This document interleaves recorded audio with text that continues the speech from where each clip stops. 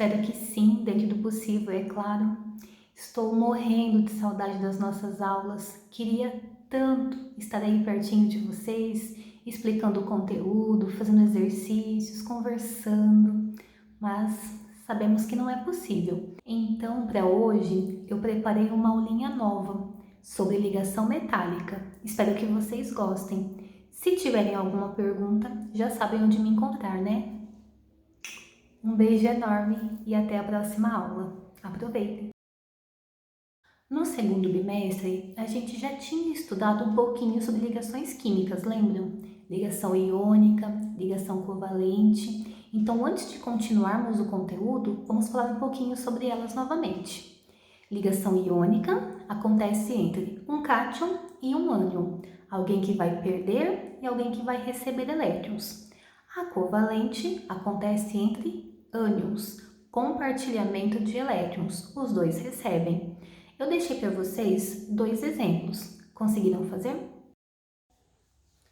Então, vamos relembrar como fazemos a representação de uma ligação química. No caso do exemplo A, eu deixei para vocês dois átomos de nitrogênio. Primeira coisa, qual é o símbolo do nitrogênio? N. O que significa esse 7 número atômico? Ele tem no estado neutro 7 prótons e 7 elétrons. No caso, nós usamos a informação dos elétrons. Vou fazer a sequência: 1s2, 2s2, 2p6, até onde precisar, até eu chegar em 7 elétrons. Então, vamos lá.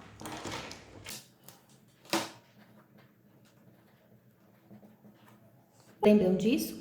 Espero que sim, né? O nitrogênio tem duas camadas, a primeira e a segunda. Dizemos que a primeira é a camada K e a segunda é a camada L. No caso, a segunda é a segunda e última, então dizemos que ela é a camada de valência. O nitrogênio tem exatamente 5 elétrons na camada de valência, ou seja, ele tem tendência em formar ânions. Quem tem 5, para chegar a 8, precisa receber 3 elétrons. Então, ele vai formar o ânion N menos 3. Como são dois átomos de nitrogênio, eu não preciso fazer tudo de novo. Eu tenho exatamente 2 ânions iguais. Agora, eu vou representar a ligação que acontece entre eles. Cada N tem 5 elétrons na última camada. Então, eu vou fazer aqui uma representação disso. O N com os seus 5 elétrons na última camada. Vou fazer 2 vezes, porque são 2 átomos de nitrogênio. Então, vamos lá.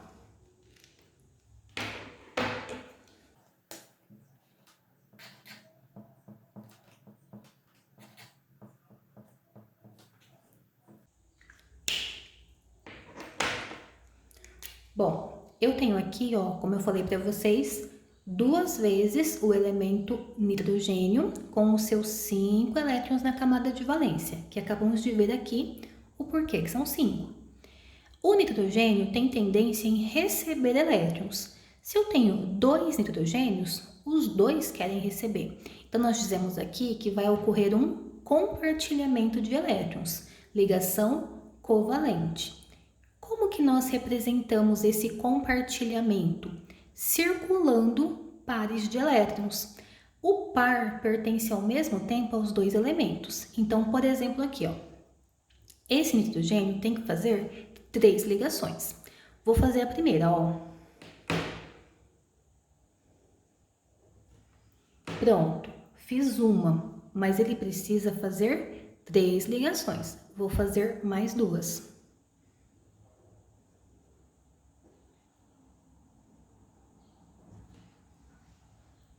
Prontinho, aqui os meus 2 nitrogênios estão completos. Cada N tinha 5 elétrons na última camada, fazendo 3 ligações, ele fica com 8.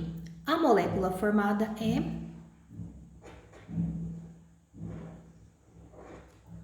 N2, e aqui aconteceu uma ligação covalente.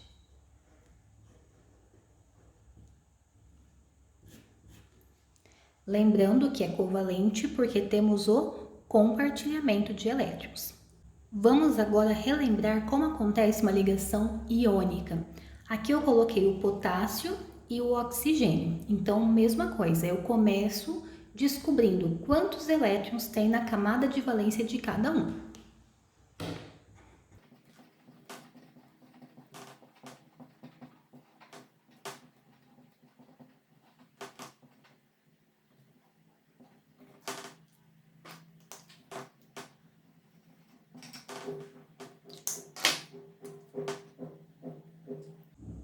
O potássio tem um elétron na camada de valência, enquanto o oxigênio tem 6. Quando os elementos têm poucos elétrons, tipo o potássio, a tendência é perder esses elétrons e formar cátions. Então, o potássio vai formar o cátion K mais 1. Ou simplesmente o sinal de positivo, sem o número 1. O oxigênio, que já tem bastante elétron, tem tendência em receber para ficar com 8 na última camada. Então, ele vai formar o ânion, O menos 2.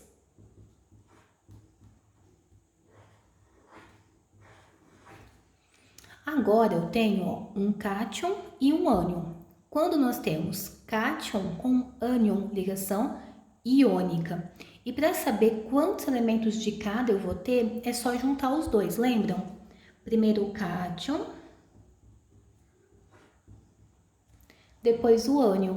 Aquela regrinha que a gente faz invertendo o valor que está em cima, passa para baixo. Eu vou ter K2O. Essa é a representação da substância que eles formam. E como eu represento a ligação que acontece entre eles? Eu faço 2 vezes o elemento potássio com um elétron na última camada e uma vez o oxigênio com 6 elétrons. Vou fazer isso aqui, ó.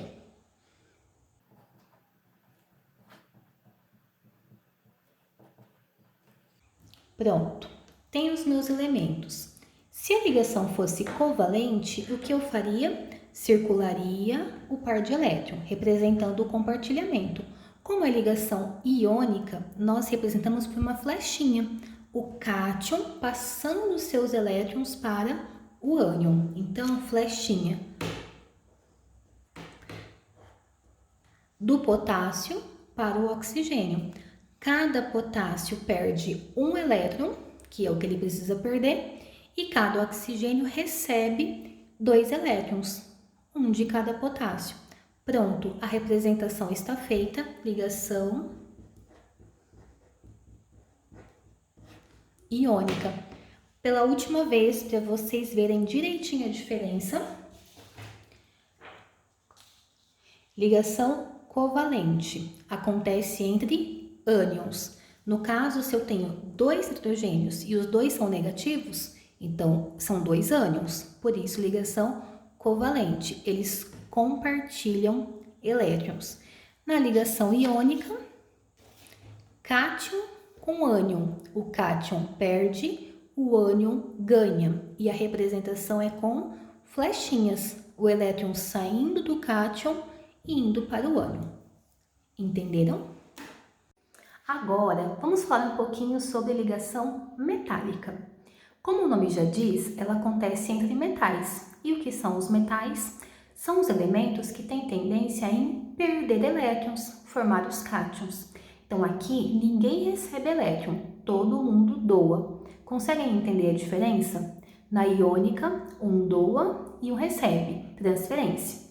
Na covalente, todos recebem, compartilhamento. E na metálica, todos doam. Só temos metais envolvidos nessa ligação. Consequência disso, esses elétrons doados vão acabar sobrando, formando o que a gente conhece como nuvem de elétrons. Eu já mostro melhor para vocês sobre isso. A ligação metálica traz como consequência algumas características muito importantes. Os metais são bons condutores de calor e também de corrente elétrica. Então, por exemplo, uma panela que tem essa função de transmitir calor com facilidade, ela é feita normalmente de metal ou de uma liga metálica. Os fios de eletricidade que têm essa característica de conduzir corrente elétrica são feitos do quê? De metal. Então, os metais, eles possuem essa característica de serem bons condutores de calor e também de eletricidade. Assim como na ligação iônica e na covalente, na metálica também a gente começa descobrindo a camada de valência de cada elemento. Então, no caso, o sódio, ele tem 11 elétrons. Vou fazer a sequência até descobrir quantos ele tem na última camada.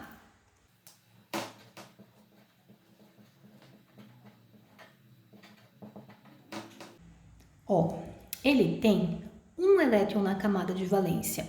Quem tem um elétron tem tendência em formar cátion. Então, no caso, o sódio vai formar o cátion Na mais 1. Ou simplesmente Na mais. Se eu quero representar a ligação metálica do sódio, o que eu preciso entender? Que nada mais é que várias vezes o elemento sódio reunidos na mesma substância. Então, eu não vou ligar esse sódio a um elemento diferente. É o sódio ligado com outro sódio. Quantas vezes? Infinitas. Então, não importa quantos elementos diferentes a gente represente aqui. O que importa é entender como vai funcionar essa ligação. Lembrando que aqui vai existir aquele mar de elétrons que eu acabei de comentar com vocês no slide anterior. Então, por exemplo, cada Na tem um elétron na camada de valência. Eu vou fazer aqui 5 vezes esse Na.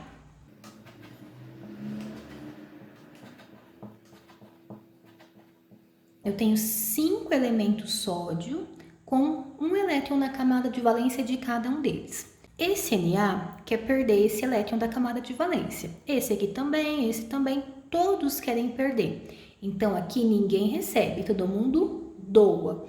E o que vai acontecer? Eu vou ter várias vezes o Na doando elétrons e esses elétrons acabam sobrando, formando aquele mar de elétrons. Então, por exemplo, ó, esse Na aqui, ele vai perder esse elétron, vai formar o cátion Na+. Vou até mudar de cor aqui, ó.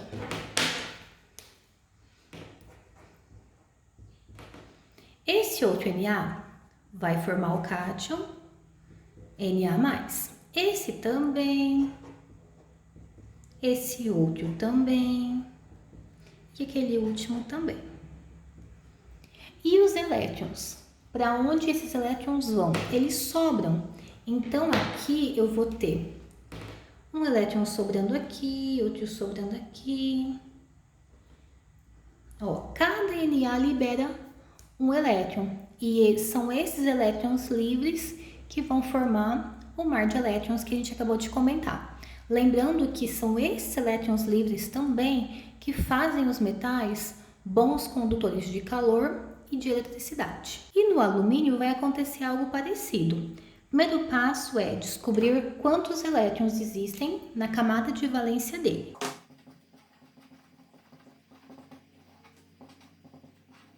Bom, ele tem 3 elétrons na última camada. Qual é a tendência? Formar cátions, Al mais 3. Então, vou anotar essa informação aqui. Se eu quero ligar várias vezes os elementos alumínio, então eu vou ter de novo várias vezes o mesmo símbolo com aqueles elétrons ao redor, representando a camada de valência. Então, vou fazer igual eu fiz com o sódio, 5 vezes o elemento alumínio, com 3 elétrons na última camada de cada um deles.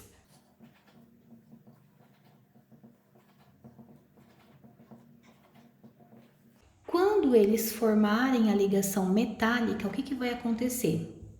Cada alumínio vai querer se livrar desses elétrons. Ninguém quer receber. Então, esses elétrons todos que estão aí vão acabar sobrando. O alumínio vai formar o cátion, igual a gente viu ali em cima.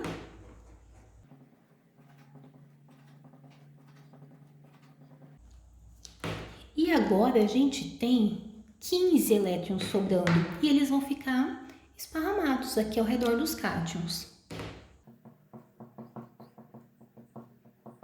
formando, como eu falei para vocês, aquilo que nós chamamos de mar de elétrons. Então, resumindo, ligação metálica é isso. Quando nós temos metais ligados entre si, ninguém quer receber, todos querem perder elétrons. Os elétrons acabam sobrando, formando um mar de elétrons.